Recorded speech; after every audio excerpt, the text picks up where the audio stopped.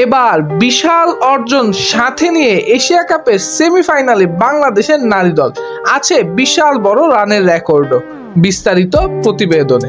নারীদের এশিয়া কাপে রানের রেকর্ড গড়েছে বাংলাদেশ ক্রিকেট দল। বুধবার মালয়েশিয়ার বিপক্ষে 2 উইকেটে 191 রানের পাহাড় গড়েছে নিগার সুলতানা নেতৃত্বাধীন দলটি। টি-20 ফরম্যাটের এশিয়া কাপে এটাই বাংলাদেশের সর্বোচ্চ রানের স্কোর। তবে টি-20 ক্রিকেটে এটা বাংলাদেশ দলের দ্বিতীয় সর্বোচ্চ স্কোর।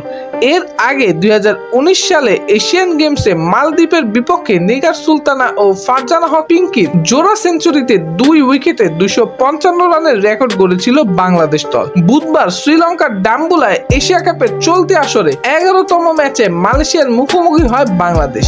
এই ম্যাচটি বাংলাদেশ দলের জন্য অতীব গুরুত্বপূর্ণ। এই ম্যাচ হেরে গেলেই সেমিফাইনালের আগে বিদায় নিশ্চিত হয়ে যাবে বাংলাদেশের, আর জয় পেলে সেমিফাইনাল নিশ্চিত।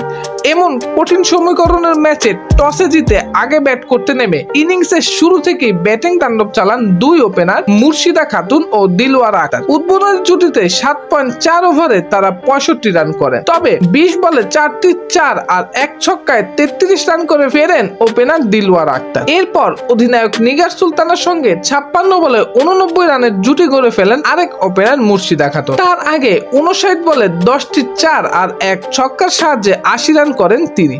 17তম ওভারের খেলা শেষে বাংলাদেশ দলের সংগ্রহ ছিল 2 উইকেটে 154 রান।